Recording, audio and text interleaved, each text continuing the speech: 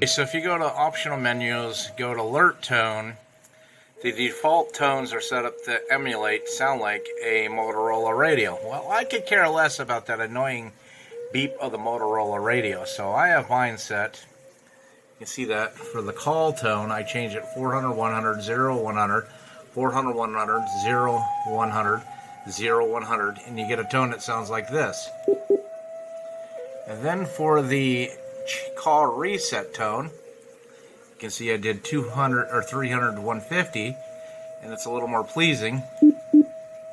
Then the channel idle tone, 500 to 100.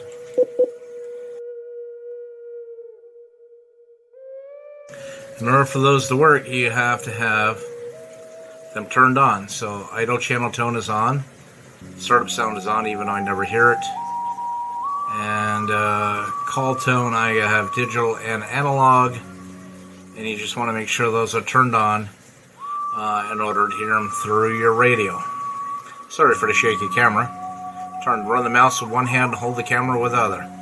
Okay, I'm going to show you what the tones sound like. I'm going to key up AA1PR. Aren't those nice, soft, and pleasing?